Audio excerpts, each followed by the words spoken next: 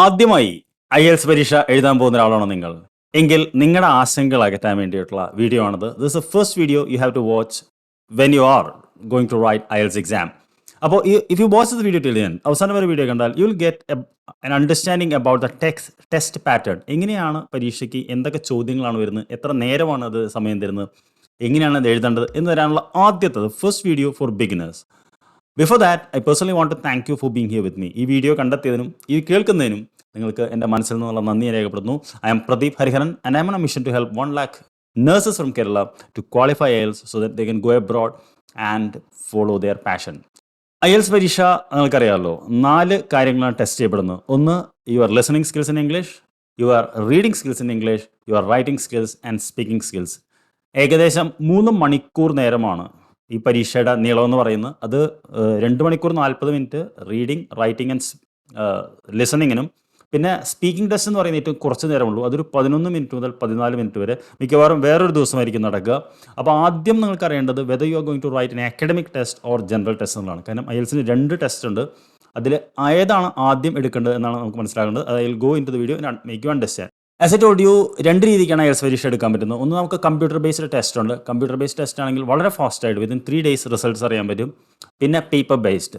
പൊതുവേ കേരളത്തിൽ ഏറ്റവും കൂടുതൽ ആൾക്കാർ പേപ്പർ ബേസ്ഡ് ടെസ്റ്റാണ് എഴുതുന്നത്. കാരണം വായിക്കാനും നോട്ട്സ് എഴുതാനും എല്ലാം കുറേ കൂടി കൺവീനിയൻറ്റും നമുക്ക് യൂസ്ഫുൾ ആയിട്ടുള്ളതും പേപ്പർ ബേസ്ഡ് ആണ്. 13 days കഴിയുമ്പോഴാണ് റിസൾട്ട് വരുന്നത്. അപ്പോൾ ഏതാണ് കൺവീനിയൻ്റ് എന്ന് നോക്കി, ഒരു ടെക്നോളജിക്കൽ സേവ് ആയിട്ടുള്ള പേഴ്സണാണ്, പെട്ടെന്ന് റിസൾട്ട് വേണമെങ്കിൽ കമ്പ്യൂട്ടർ ബേസ്ഡ് ആണ് നല്ലത്. അതല്ല, കൺവെൻഷണൽ പാറ്റേൺ ആണെങ്കിൽ പേപ്പർ ബേസ്ഡ് ടെസ്റ്റാണ് നല്ലത്. ദെൻ എന്താണ് അക്കാഡമിക്, എന്താണ് ജനറൽ ടെസ്റ്റ് എന്ന് അറിഞ്ഞിരിക്കണം. അതിൽ അക്കാഡമിക് ആണ് ഡിഫിക്കൽട്ടായിട്ട് ടെസ്റ്റ്. ജനറൽ എന്നുള്ളത് കമ്പാരിറ്റീവ്ലി എളുപ്പമുള്ള ടെസ്റ്റാണ്. പൊതുവേ university admission, post graduates and post graduates ആണ് അക്കാഡമിക് എടുക്കുന്നത്. 2, if you are a nurse or a health professional going abroad like the UK, Ireland, Australia, New Zealand or to America, US ഇപ്പോൾ ഇത്തിരി demand കുറവാണെന്ന് പറയുന്നു. അതെല്ലാം നിങ്ങൾ അക്കാഡമിക്കാണ് എടുക്കേണ്ടത്. ബിക്കോസ് ആ ഒരു അക്കാഡമിക് ഇത് മാത്രമേ അവർ അക്സെപ്റ്റ് ചെയ്യുള്ളൂ. അത് band score of 7.0 or above ആണ് വേണ്ടത്. അതും ഈച്ച് ആൻഡ് ഇൻഡിവിജ്വൽ സെക്ഷൻസിൽ നിന്ന് വളരെ സ്പെസിഫിക് ആയിട്ട് പറയുന്നുണ്ട്. പിന്നെ സ്കോളർഷിപ്പ് ആൻഡ് റിസർച്ച് പ്രോഗ്രാം കിട്ടി പോകുന്നവരും അക്കാഡമിക്കാണ് എടുക്കേണ്ടത്. അല്ലാതെ ഇമിഗ്രേഷൻ, കാനഡയിലൊക്കെ ഇമിഗ്രേഷന് പോകുന്ന, ജോലിക്ക് വേണ്ടി പോകുന്ന ആളുകളാണ് ജനറൽ ടെസ്റ്റ് എഴുതേണ്ടത്. പിന്നെ വർക്ക് റിലേറ്റഡ് വിസ കിട്ടാനും ജനറലാണ് എടുക്കേണ്ടത്. പിന്നെ വൊക്കേഷണൽ ട്രെയിനിങ്ങിന് പോകുന്നവരും എന്താ പറയുക, നമ്മളുടെ കുറവാണെന്ന് എനിക്ക് തോന്നുന്നു, അവരും ജനറലാണ്. അപ്പോൾ ബേസിക്കലി നിങ്ങൾ കാണുന്നൊരു നേഴ്സോ ആരെങ്കിലും ആണെങ്കിൽ തീർച്ചയായിട്ടും നിങ്ങൾ അക്കാഡമിക്കാണ് എടുക്കേണ്ടത്. അക്കാഡമിക് എടുത്താലാണ് നിങ്ങൾക്ക് അവിടെ ജോലി സാധ്യതയുള്ളത്. 2, നിങ്ങൾക്കറിയാലോ 4 ടെസ്റ്റുകളാണുള്ളത്. അത് ഓരോന്ന് നിങ്ങൾക്കറിയാം. ഫസ്റ്റ് ടെസ്റ്റ് എന്ന് പറയുന്നത് പേപ്പർ ബേസ്ഡ് ആണെങ്കിൽ റൈറ്റിംഗ് ആണ്. പക്ഷേ കമ്പ്യൂട്ടർ ബേസ്ഡ് ആണെങ്കിൽ ലിസണിങ് ആയിരിക്കും.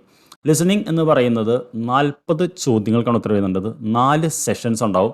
അതിൽ ആദ്യത്തേത് ഈസിയും, ഇങ്ങനെ ചെല്ലുന്തോറും ഡിഫിക്കൽട്ടി ലെവൽ കൂടി വരും.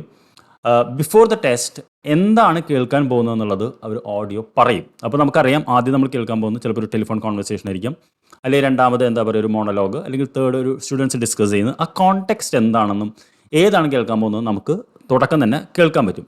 പിന്നെ നമുക്കൊരു 30 to 45 seconds സമയം തരും. അത് ക്വസ്റ്റ്യൻസിലൂടെ ഓടിച്ചു പോകാൻ വേണ്ടിയിട്ടാണ്. അപ്പോൾ എന്താണ് കോണ്ടെക്സ്റ്റ് എന്നും എന്താണ് നമുക്ക് വേണ്ടതെന്നും പെട്ടെന്ന് അറിയാൻ പറ്റും. പൊതുവേ ലിസണിങ് ടെസ്റ്റ് എന്ന് പറയുന്നത് കോൺസെൻട്രേഷൻ ഉണ്ടെങ്കിൽ വളരെ ഹൈ ആയിട്ട് സ്കോർ ചെയ്യാൻ പറ്റുന്നൊരു ടെസ്റ്റാണ്. അപ്പോൾ അത് എന്താ പറയുക, പ്രാക്ടീസ് കൊണ്ട് നമുക്കത് ഓവർകം ചെയ്യാൻ പറ്റുന്നൊരു ടെസ്റ്റാണ്. സെക്കൻഡ് വൺ എന്ന് പറയുന്നത് റീഡിംഗ് ആണ്. റീഡിങ്ങും റൈറ്റിങ്ങും കമ്പാരിറ്റീവ്ലി ബുദ്ധിമുട്ടാണ്. ബുദ്ധിമുട്ടെന്ന് പറയുന്നത് നിങ്ങൾക്ക് മാത്രമല്ല, ഒരു ഇംഗ്ലീഷ് MA BEd ഉള്ള വ്യക്തിക്ക് പോലും ബുദ്ധിമുട്ടുള്ള ഭാഗങ്ങളാണ്. അതിനർത്ഥം അത് ടഫാന്നല്ല, ട്രെയിനിങ് വേണം എന്നാണ് ഞാൻ ഉദ്ദേശിച്ചത്. If you are not properly trained it is difficult. അത് ജനറൽ ആണെങ്കിൽ കുറച്ച് ഈസി ആയിരിക്കും, അക്കാഡമിക് ആണെങ്കിൽ ഡിഫിക്കൽട്ടാണ്. 3 സെക്ഷൻസ് ഉണ്ടാവും. വളരെ ഫാസ്റ്റായിട്ടുള്ള റീഡിങ് സ്കിൽസ് ഉണ്ടെങ്കിൽ മാത്രമേ എഴുതാൻ പറ്റുള്ളൂ. 40 ചോദ്യങ്ങൾക്ക് ഉത്തരം എഴുതണം.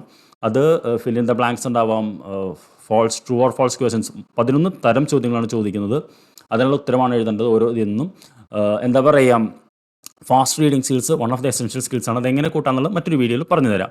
അത് കഴിഞ്ഞ് പിന്നെ വരുന്നത് റൈറ്റിംഗ് ആണ്. റൈറ്റിംഗ് പൊതുവേ നമ്മുടെ കേരളത്തിൽ എന്താ പറയുക ടഫാണെന്ന് പറയുന്നൊരു സെക്ഷനാണ്. അത് 2 സെഗ്മെൻ്റാണ് എഴുതുന്നത്. 1 മണിക്കൂറാണ് പരീക്ഷ. റീഡിങ് 1 മണിക്കൂറാണ്, ഞാൻ പറയാൻ വിട്ടുപോയെങ്കിൽ. അപ്പോൾ ലിസണിങ് 30 മിനിറ്റാണ്. ഒരു 10 മിനിറ്റ് സമയം അത് ട്രാൻസ്ഫർ ചെയ്യാൻ തരും നമുക്ക്. പിന്നെ 1 മണിക്കൂർ റീഡിങ്ങും 1 മണിക്കൂർ റൈറ്റിങ്ങുമാണ്. 2 കാര്യങ്ങളാണ് എഴുതേണ്ടത്. ആദ്യം അക്കാഡമിക് ആണെങ്കിൽ ഒരു ഡയഗ്രാം എന്തെങ്കിലും തന്നിട്ട് അല്ലെങ്കിൽ ഒരു മെഷീൻ്റെ പ്രവർത്തനം തന്നിട്ട് അത് എക്സ്പ്ലെയിൻ ചെയ്യാൻ പറയും. അത് 150 വാക്ക്, മാക്സിമം 200, അതിനപ്പുറം പോയി കഴിഞ്ഞാൽ ബാൻഡ് സ്കോറിന് എഫക്റ്റ്. അത് വളരെ സ്പെസിഫിക് ആണ്. 150 താഴെയും പോകാൻ പാടില്ല, 200 മുകളിലും പോകാൻ പാടില്ല. 20 മിനിറ്റിൽ അത് എഴുതണം. അപ്പോൾ ആദ്യം ഒരു റഫ് ഡ്രാഫ്റ്റ് ഉണ്ടാക്കി പോയിന്റ്സ് ഉണ്ടാക്കിയിട്ടാണ് എഴുതേണ്ടത്. സെക്കൻഡ് വൺ ഒരു ലോങ് എസ്സേ ആണ്. അത് എന്താ പറയുക, ഒരു കോണ്ടെക്സ്റ്റ് തന്നിട്ട് ഡു യു എഗ്രി, 2 ഭാഗവും ആർഗ്യൂ ചെയ്യാൻ പറയും. 250 വേർഡ്സ് 40 മിനിറ്റിൽ എഴുതണം. മാക്സിമം 300 വാക്ക് വരെ ആവാം, വേർഡ്സ് വരെ ആവാം. പക്ഷേ 250 താഴെ പോകരുത്. താഴെ പോയാൽ ബാൻഡ് സ്കോർ കുറയും.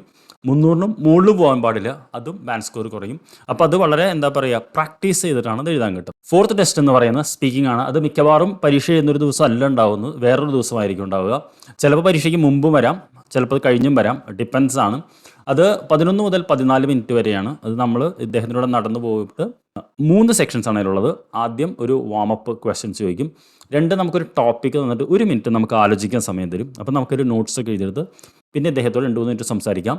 ലാസ്റ്റ് എന്ന് പറയുന്ന ഒരു ഡിസ്കഷൻ ടൈപ്പ് ക്വസ്റ്റ്യൻ ആയിരിക്കും. അതിലും നമ്മുടെ എന്താ പറയുക, ഒരു തിങ്കിങ് ആണ് ടെസ്റ്റ് ചെയ്യുന്നത്. അപ്പോൾ ഇംഗ്ലീഷ് ലാംഗ്വേജ് സ്കിൽസ് മാത്രം പോരാ, ഒരു ജനറൽ അവയർനെസ്, സ്പെഷ്യലി ഒരു കൾച്ചറൽ അവയർനെസ് കൂടി ഉണ്ടെങ്കിൽ മാത്രമേ ഈ ടെസ്റ്റിൽ നമുക്ക് ഹൈ ബാൻഡ് സ്കോർ കിട്ടുള്ളൂ.